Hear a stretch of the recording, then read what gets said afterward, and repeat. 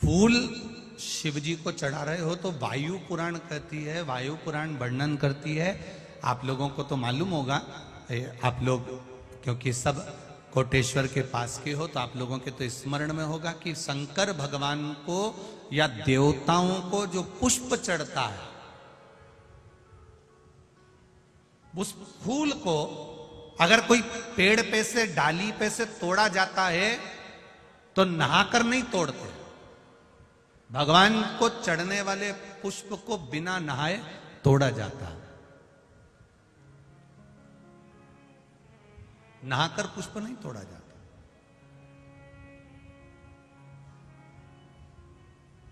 कितने लोग हैं जो बगीचे से फूल तोड़ते होंगे तो नहा के तोड़ लेते होंगे, और कितने लोग हैं जो बगीचे से पुष्प तोड़ते हैं तो सुबह सुबह उठे, मंजन आदि करा, हाथ पैर धोया, बगीचे में गए, डाली पे से फूल तोड़े और भगवान को समर्पित करे। वायु पुराण का शब्द करा है, भगवान को समर्पित होने वाले पुष्प जब आप तोड़ते हैं, लेकर आते हैं,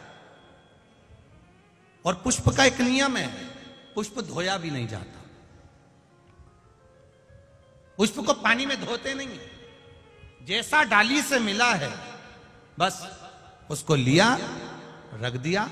जब आप पूजन करने के लिए बैठे और पूजन के समय पर उस पुष्प को तुमने उठाकर भगवान को समर्पित किया, भगवान को चढ़ाया, भगवान को समर्पित करना प्रारंभ करा। अब आप लोग कहेंगे गुरुजी शरीर बासी है, शरीर हमारा, बताओ हम स्नान करे नहीं है और स्नान नहीं करे और फूल तोड़ लिया तो वो फूल अशुद्ध नहीं हो गया? वो फूल शुद्ध ही नहीं हुआ। वायु पुराण कह रही है, वायु पुराण वर्णन कर रही है, भगवान को चढ़ने वाला पुष्प जब हम डाली पे से उतार कर लेकर आते हैं और लाकर हम भगवान के पास में कहीं स्थान पर रख देते हैं, और स्नान करने के बाद जब हम शंकर भगवान को याद, कोई भी, राम जी को, कृष्ण जी को, ठाकुर जी को, देवी जी को वो पुष्प जब समर्पित करते हैं तो उससे ना जाने कितने कितने दोष हमारे जीवन के समाप्त हो जाते हैं। ये वायु पुराण वर्णन कर रहे हैं। ना जाने कितने कितने दोष हमारे समाप्त हो जाते हैं। ये वायु पुराण कर रहे हैं, ये वायु पुराण। अब पुष्पदंत गए, देखते देखते चित्ररथ राजा के बगीचे में प्रवेश कर गए। अब चित्ररथ राजा के बगीचे में प्रवेश कर, बड़ा सुंदर बगीचा था, बड़ा सुंदर, देखकर मन में उमंगता आ गई कि मुझे इसमें से पुष्प तोड़ना है। राजा चित्ररथ के बगीचे में प्रवेश कर गए, बिना पूछे, बिना जाने, बिना बात करे, बस बगीचे में गए और फूल तोड़कर, पत्तियां तोड़कर लेकर आ गए, और लाकर उन्होंने भगवान शंकर को समर्पित करना प्रारंभ किया।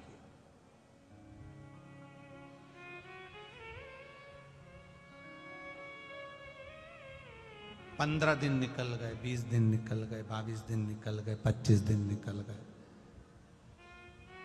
एक बार राजा चित्ररथ भगवान का पूजन करने के लिए बैठे, और भगवान का पूजन करते करते राजा चित्ररथ ने कहा चलो बगीचे से फूल लेकर आओ, जाओ जरा। अब माली गए, जो सेवक थे वो बगीचे पहुंचे और बगीचे से पुष्प लेकर आने लगे। बगीचे से जब पुष्प लेकर आए तो बगीचे में जाकर क्या देखते हैं कि वहां तो एक भी पुष्प नहीं है, सारे पुष्प टूट चुके, कोई ले जा चुका। कोई बात नहीं, टूट कर नीचे गिर गए होंगे। दूसरा दिन हुआ, तीसरा दिन हुआ, चौथा दिन हुआ, पांचवा दिन हुआ, रोज बगीचे से फूल गायब हो जाते हैं, रोज बगीचे से फूल समाप्त हो जाते हैं और वो फूल मिल नहीं पाते हैं। बड़ा दुखी होते हैं राजा। आज राजा को क्रोध आ गया, आखिर बगीचे में से फूल चुरा कौन रहा? पता नहीं, हमने बहुत ढूंढा पर मिल नहीं रहा, बहुत प्रयास करा पर मिलता नहीं।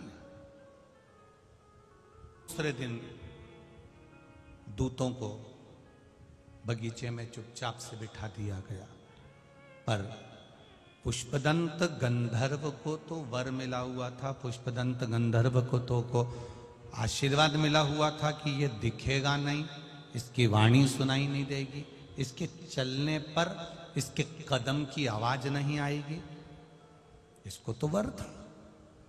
अब ना तो वाणी सुनाई दे रही है, ना कदम चलते हुए दिख रहे हैं, ना ये दिख रहा, और फूल टूट गए, ले गए। राजा को क्रोध आ गया। चित्ररथ राजा ने विचार करा कि मेरे यहां से रोज फूल जा रहे हैं, पकड़ाई में नहीं आ रहा, तो अब करूं क्या। राजा चित्ररथ शिव जी की उपासना करता था, भगवान शंकर का भजन करता था, शिव जी की आराधना में डूबा रहता था। आज उसने विचार करा शंकर जी पे से चढ़ा हुआ निर्माल्य बेलपत्र उठाया जाए और शिव जी पे से चढ़ा हुआ निर्माल्य उठाकर, बेलपत्र उठाकर बगीचे के आसपास में डाल दिया जाए।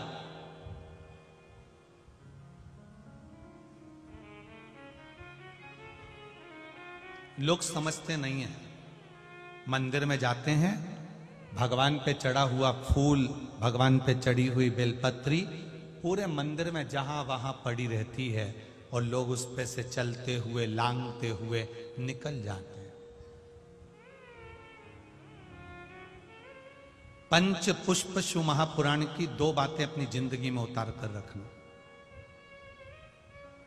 यदि कोई बड़ा रोग अपने जीवन में नहीं चाहते हो, इस मुख को जिंदगी भर शुद्ध चाहते हो, और इस मुख में कभी कोई बड़ी बीमारी नहीं चाहते हो, तो 2 बातें अपनी जिंदगी में उतार कर रखना।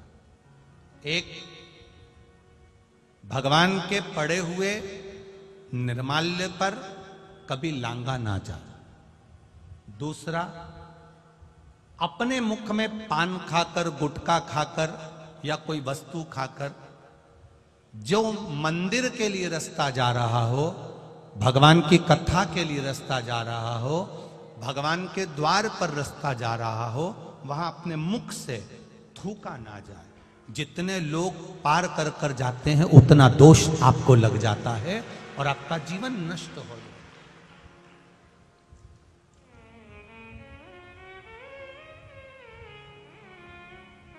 बीच पथ पर, जिस मार्ग से भगवान शंकर का शिवालय जा रहे हो, जिस मार्ग से भगवान के मंदिर जा रहे हो, जिस मार्ग से अगर कोई नारी, कोई पुरुष, कोई बच्चा, कोई बूढ़ा, कोई व्यक्ति 1 लोटा जल लेकर भी अगर भगवान के मंदिर जा रहा है, उस मार्ग पर, बीच मार्ग पर अगर कोई थूकता है और उस थूक को जितनी बार लोग लांग कर मंदिर के द्वार तक जाते हैं, उतना उतना रोग इस शरीर के अंदर बढ़ता चले जाता है। इसलिए हमारे यहाँ पहले के समय में, आज के लोगों को तो स्मरण है कि नहीं है, पहले तो थूकने के लिए भी एक पीक दान होता था जिसमें थूका जाता था। आज के जमाने में तो आदमी पूरी पृथ्वी को पीक दान बना कर रखा है, जहां मर्जी पड़ती है वहां थूक देता।